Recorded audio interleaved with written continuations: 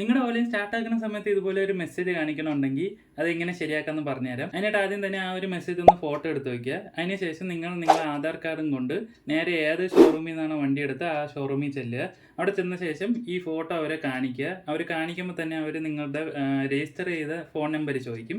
ഇതിന് വണ്ടി കൊണ്ടുപോകണമെന്നില്ല. Phone number പറഞ്ഞു കൊടുത്ത ശേഷം അവർ പേര് പറയും. ആ പേര് ഒന്ന് വെരിഫൈ ചെയ്യുക. നിങ്ങളുടെ ആധാർ കാർഡ് നമ്പർ ചോദിക്കും. ആധാർ കാർഡ് നമ്പർ കൊടുക്കുക. അതിനുശേഷം നിങ്ങളെ ഫേസിൻ്റെ ഒരു ഫോട്ടോ എടുക്കാൻ പറയും. അത് കഴിഞ്ഞിട്ട് ഒരു പേപ്പർ തരും. ആ പേപ്പറും പിടിച്ചുകൊണ്ട് ഇന്ന് ഒരു സ്ഥലത്ത് അവർ വെച്ചിട്ടുണ്ട്. അതിൻ്റെ അവിടെ പോയി ഒന്ന് ഫോട്ടോ എടുക്കണം.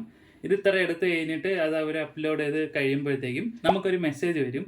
മെസ്സേജ് വന്ന ശേഷം നിങ്ങളെ ഈ വണ്ടിയുടെ ഈ ഒരു കംപ്ലൈൻറ്റ് മാറുന്നതായിരിക്കും. ഇത് പുതിയതായിട്ട് വന്ന സബ്സിഡിയുടെ ഒരു ഇതാണ്. അതുകൊണ്ടാണ് ഇത് എല്ലാവർക്കും വേണം. ഈ വിഷയം വരാത്തവരും ഈ അടുത്ത കാലത്ത് വണ്ടി എടുത്ത എല്ലാവരും ഒന്ന് ചോദിക്കണം, നല്ലതായിരിക്കും. കാരണം ഇത് ആർക്കൊക്കെയാണ് വരണത് വരാത്തതെന്ന് അറിഞ്ഞുകൂടാ. എന്തായാലും ഇത് വന്നിട്ടുള്ളവർക്കൊക്കെ ആണെങ്കിൽ ഒരു 50 കിലോമീറ്റർ വരെ പോകാൻ പറ്റും. അത് കഴിഞ്ഞാൽ പിന്നെ വണ്ടി ഓടൂല. അപ്പോൾ എന്തായാലും ബൈ ഗൈസ്.